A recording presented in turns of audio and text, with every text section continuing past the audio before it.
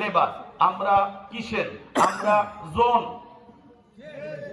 হোক সে বৌদ্ধ, খ্রিস্টান, হিন্দু, জৈন, যে ধর্মেরই হোক, মানুষ মাত্রই শ্রমিক, মানুষ মাত্রই।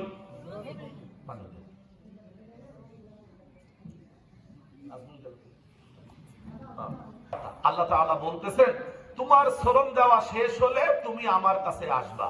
আমি আপনাদেরকে একটু খোলামেলা কয়েকটা কথা বলবো।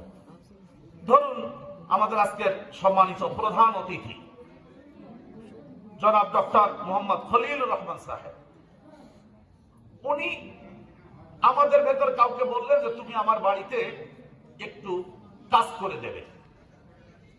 জিজ্ঞেস করলেন কি কাজ? তিনি বললেন আমার বাড়িতে চলো, আমি তোমার কাজ দেখায় দেবো। তুমি আমার বাড়িতে সকাল 8টা থেকে বিকেল 4টা পর্যন্ত কাজ করবা। তোমারে আমি সকালে খেতেও দেবো, দুপুরেও খেতে দেবো, রাতে আর খেতে দেবো না। কয় টাকা চাও? তো ধরুন আমাদের কেউ বললেন যে আপনি তো ধনী মানুষ, দিয়ে যা হয় একটা দিয়ে। আচ্ছা ঠিক আছে চলো। উনি গিয়ে আপনার সাথে দেখায় দিলেন এই আমার জায়গা, এই জায়গায় যত ময়লা আবর্জনা আছে এটা পরিষ্কার করবা, আমার বাড়ির আঙিনাটাকে একটু চকচকে ঝকঝকে করে দিবা, আর আমি কতগুলো ফুলের চারা এনেছি, এই ফুলের চারাগুলো এখানে এখানে এখানে লাগাই দেবা। সময় সকাল 8টা থেকে বিকেল 4টা। ধরে নেন আপনি ওনার কাছে 800 টাকা চেয়েছেন বা 1000 টাকা চেয়েছেন। উনি আপনার জায়গাও দেখায় দিলেন, আপনার ময়লা আবর্জনা পরিষ্কার করার জন্য কোদাল, দা, খুন্তা, কোড়াল, শাবল এগুলি আপনাকে সহযোগিতার জন্য দিলেন, ঝুড়িও 2টা দিলেন, সাথে ফুল গাছ লাগানোর জন্য যে প্রয়োজনীয় যা তাও দিলেন। কিন্তু আপনি যখন কাজ শেষ করলেন বিকেল 4টায়, এবার যাবেন কোথায়? ওনার কাছে যে স্যার কাজ কাম হয়ে গেছে, এবার পয়সাটা দেন। তুমি বললেন আমি তো দেবো, তা একটু দেখে আসি তুমি কি কি করিস।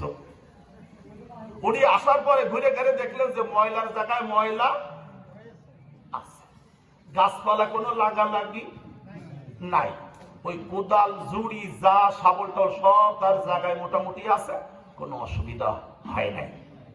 বলেন তো উনি বেতন দেবে তো? কেন দেবে না? এরকম শ্রমিক যদি কেউ হয় তাহলে সেই শ্রমিককে আমরা বলি বাংলায় ব্যর্থ শ্রমিক। কি বলি?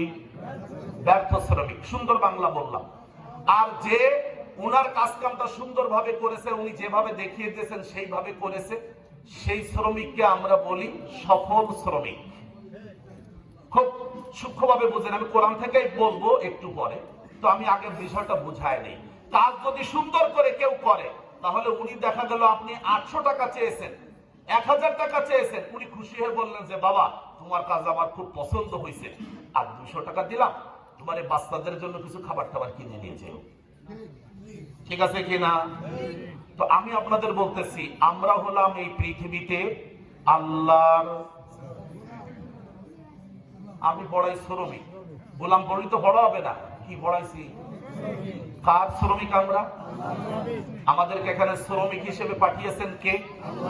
এই শ্রম দেওয়ার জন্য গায়ে যে বল শক্তি লাগবে তা কে দিয়েছেন? উনি সকালে আর দুপুরে খাওয়াবেন, আমাদেরকে খাওয়ান কে? তাহলে আমরা এই জমিনে আল্লাহর শ্রমিক।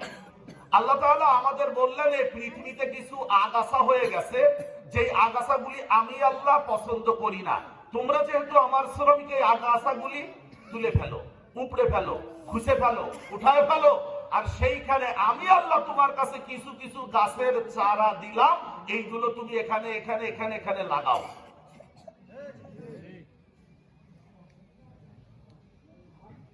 ছোট্ট করে জিজ্ঞেস করতে চাই, যদি আমরা আল্লাহ তাআলার শ্রমিক হই আর জায়গা যদি আল্লাহর হয়, যদি হয় বলতেছি, জায়গা তো আল্লাহরই, আর আল্লাহ যদি আমাদেরকে সব যোগ্যতা, খাদ্য, খাবার সব দেওয়ার পরে বলেন এই ময়লা আবর্জনা আগাছা পরিষ্কার করবা, এই গাছগুলো লাগাবা, আমরা যদি না লাগাই তো মরণের শেষে মানে বিকেল বেলায় যখন কাজ শেষ তখন আমরা যাবো কার কাছে? আল্লাহর কাছে। তো আল্লাহর কাছে যাওয়ার পরে বলুন যে আল্লাহ বা জান্নাত দিয়ে দাও। আল্লাহ কবে যে আর একটু কাজ কাম দেখে নি, ওই ফেরেশতাদের রাখিছিলাম তো, ওরা দেখাশোনা করার জন্য ছিল আর কি। পাহারাদার ছিল না, মনে করে যে লিবাররা কাজ করে, কন্ট্রাক্টররা কন্ট্রাক্ট নিয়ে আপনার আবার সাব কন্ট্রাক্টে দেয়, সাব কন্ট্রাক্টররা আবার দুই একজন ওই যে লেবারদের আবার সর্দার রাখে, কাজ কাম ঠিক মতো হচ্ছে কিনা সেটা আবার দেখে। মাঝে মাঝে চুরুত করে মোটরসাইকেল নিয়ে এসে আবার সেই ইঞ্জিনিয়ার দেখে যায় কাজ কাম ঠিক মতো হচ্ছে কিনা, দেখে না? দেখে।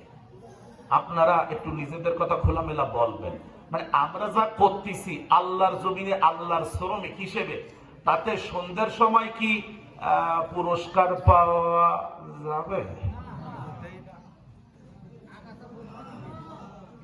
আপনারা কি আগাছা পরিষ্কার করতেছেন না বেশি এনে লাগাচ্ছেন? আমাদের এলাকায় একটা গল্প আছে, জামাই নাকি বেড়াতে গিয়েছিল শ্বশুর বাড়িতে, তো জামাইয়ের একটু দুর্বলতা ছিল, মানে ওই একটু নোংরা টাইপের আর কি, যদি আমি সুন্দর করে না বলতে চাই, খবিশ, বুঝেছেন তো? তো জামাই দাঁতে যথেষ্ট পরিমাণে ময়লা দেখা যাচ্ছিল, তো শাশুড়ি চিন্তা করলো যে এই জামাই নিয়ে তো মানুষের মধ্যে চলাচল করা বেশ কঠিন, তো জামাইয়ের হাতে কয়েকটা টাকা দিয়ে বললো যে বাবাজি বাজারে যাও। আম্মা কেন? ওই যে আখ পাওয়া যায় তো, ওখান থেকে আখ কিনে কিছু আখ খেয়ে আসো। তো জামাই বাজারে এসে দেখলো যে ভালো ভালো কিছু জাম আছে, তা সে আখ না কিনে জামগুলো খাইলো আর কিছু কিনে শাশুড়ির জন্য নিয়ে গেল। শাশুড়ি দেখে মহা কি এর কাছে কেন স্যার শাশুড়ির জন্য জাম নিয়েছেন? জামাইকে আখ খেতে দেওয়ার উদ্দেশ্য হলো আখ খাইলে দুই কাজ হয়, আখের সাথে দাঁতের ময়লাগুলো পেটে চলে যায় আর আখের রসও যায়, সেই সাথে দাঁতটা পরিষ্কারও হয়। জামাই তা করে নাই।